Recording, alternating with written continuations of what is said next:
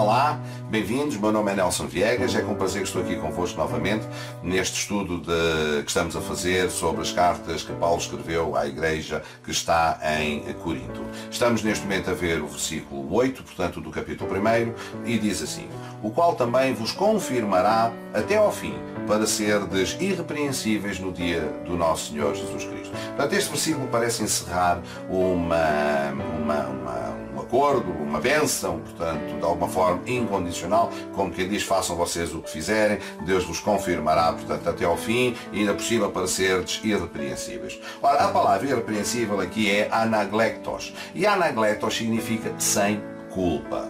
Devemos perceber que existe uma outra palavra, que é a palavra agios no grego, e essa palavra significa então imoralmente irrepreensível, ou sagrado, ou se preferirem, sem pecado. Paulo não está a dizer, que eles estarão diante de Deus, diante do Senhor Jesus Cristo no dia do julgamento, sem pecado. Eles estarão diante de Deus sem culpa. Porquê? Porque o sacrifício de Jesus Cristo sobre a nossa vida nos torna, portanto, isentos de culpa. Não nos torna isentos de pecado, não significa que nós não tenhamos pecado, não significa que a igreja em Corinto não tenha pecado, mas o sangue de Jesus, a aceitação, portanto, da obra salvífica de Jesus Cristo na cruz, torna-os sem culpa. Ou seja, toda a culpa que eles têm, se eles mantiverem a fé, efetivamente, se não negarem, portanto, a fé, no dia do julgamento eles serão irrepreensíveis, eles serão anaglektos, estarão sem culpa, portanto, diante de Deus. Ora, o próprio Paulo que faz, portanto, esta afirmação em Romanos 7, no capítulo 7, versículo 17 e versículo 20, eu vou ler, portanto, ele diz basicamente o seguinte: agora, porém, não sou eu mais que faço isto, mas o pecado que habita em mim.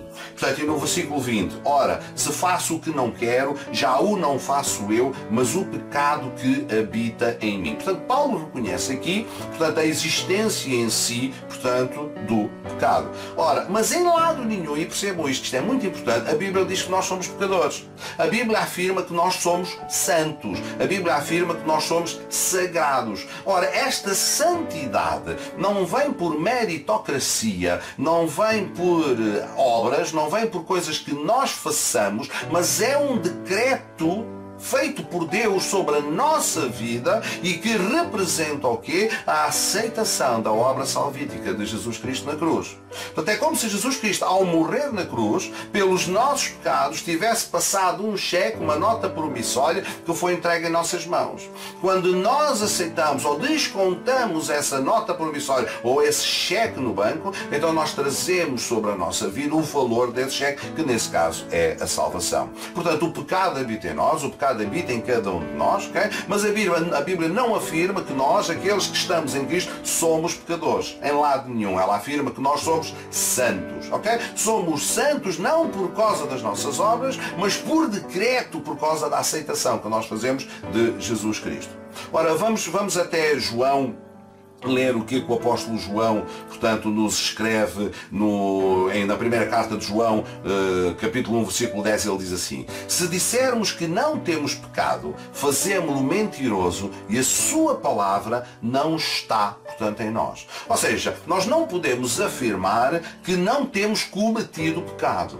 Agora, reparem bem, esta carta de João escreveu os seus livros a encerrar, portanto, o Novo Testamento. Os últimos escritos do Novo Testamento são os escritos de João, as suas epístolas, o seu Evangelho, portanto, o livro da Revelação. E quando Paulo olha para a história da Igreja 60, 70 anos depois, portanto, da morte e ressurreição de Jesus Cristo, ele olha para a Igreja e vê que, efetivamente, temos cometido pecado. Ele diz, se dissermos que não temos cometido pecado, fazemos-lo mentiroso e a sua palavra não está em nós. Portanto, ela olha para o comportamento do homem e vê que aqui e ali o homem cometeu pecado, o homem falhou, portanto, o homem errou. Mas esta passagem não significa que nós não sejamos santos.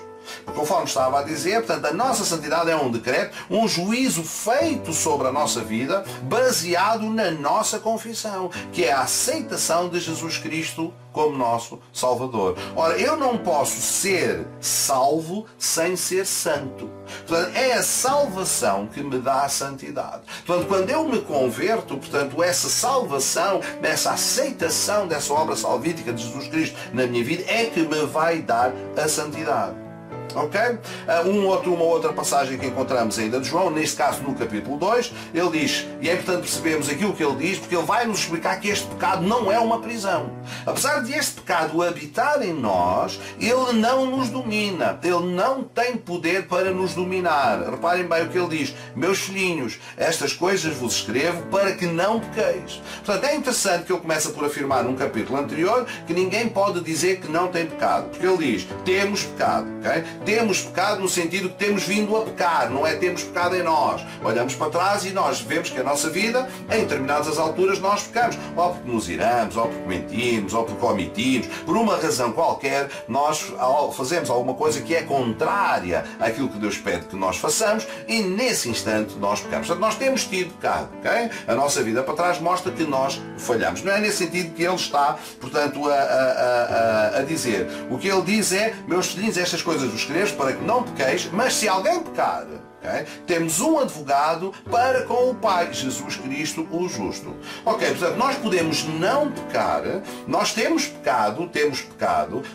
não sei se estão a perceber o jogo de palavras, nós temos pecado, não é nós temos pecado em nós, okay? Nós temos cometido pecado, nós erramos, nós falhamos, ok? Mas ele diz, mas não falheis. Portanto, não errem, não pequem, mas se pecarmos, e este é um se tal acontecer por uma eventualidade qualquer, ok, também não te deixes destruir por causa disso. Não penses que perdeste a salvação, ou que a nossa vida está arruinada, que não prestamos, porque não fomos capazes de andar de acordo com as expectativas de Deus. O que ele diz é, se isso acontecer, nós temos um advogado junto de Deus, que é Jesus Cristo. Ou seja, no nosso erro, Jesus se levanta e diz, Pai, eu já paguei por este pecado. Porque Jesus Cristo morreu pelos pecados daqueles que estavam vivos naquela altura, e pelos pecados daqueles que estão vivos hoje e daqueles que ainda hão de nascer, que ainda hão de pecar, ok? Portanto, pelos pecados que eu próprio ainda hei de pecar e que tu ainda has de pecar, infelizmente. Mas agora reparem bem o que é que nós encontramos no capítulo 3. Então reparem bem esta sequência lógica de raciocínio. Capítulo 1, capítulo 2, capítulo 3. No versículo 9 ele diz, aquele que é nascido de Deus não peca habitualmente. Porquê? Porque a semente de Deus permanece nele e não pode continuar no pecado porque é nascido de Deus.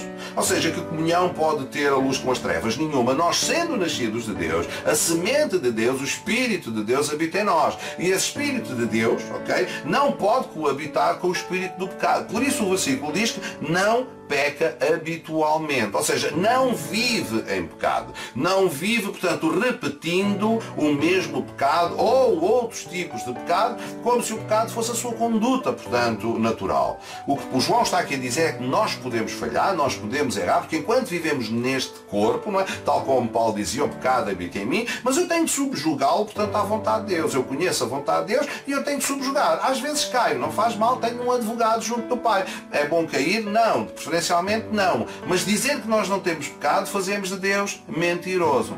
Agora, o que é importante aqui perceber neste versículo 9 do capítulo 3, onde diz, aquele que é nascido de Deus não peca habitualmente, podiam ser usadas aqui duas palavras gregas para este habitualmente, ok? A palavra usada é poieo, ok? Poieo. Poieo significa fazer uma vez. Ok? Contudo, podia ser usada uma outra palavra que é prazo, não é? E prazo o que significa? Significa fazer continuamente. Okay? Então temos aqui para a mesma expressão duas palavras gregas. O apoieo é aquele que só peca, mas só o faz uma vez. Aquele que uma vez se enganou, uma vez errou, uma vez foi, que se arrependeu e se, portanto, afastou do pecado. A outra palavra, prazo, significa pecar habitualmente, ou errar continuamente, ou estar continuamente, portanto, a errar. O que é que eu quero dizer? Aquela pessoa mentiu, para de mentir e passa a falar a verdade. A outra pessoa, prazo, portanto, habitualmente faz a mesma coisa, habitualmente mente. O mesmo se aplica a qualquer outro tipo de pecado, ao adultério, ao roubo, enfim, à desobediência, o que quer que seja, que efetivamente seja uma desobediência a Deus, seja fazer algo contrário, portanto, à vontade de Deus, nós podemos fazê-lo uma vez ou podemos fazê-lo continuamente. Aquilo que separa quem está em Deus e quem não está em Deus é a permanência no pecado. Portanto, quem está em Deus não permanece no pecado. Quem não está em Deus permanece no pecado. Por isso, quando o apóstolo Paulo, portanto, no início, neste verso, ele diz o qual vos confirmará até ao fim, é naturalmente se no fim nós tivermos guardado, portanto, a fé. E quando diz, se nós no fim guardarmos a fé, independentemente dos pecados que nós eventualmente pudéssemos ao longo da nossa vida ter ido cometer, nós estaremos irrepreensíveis diante dele. Não por causa do nosso mérito, portanto, não estamos ágios, não estamos santos no sentido que é sem pecado, mas estamos diante dele sem culpa.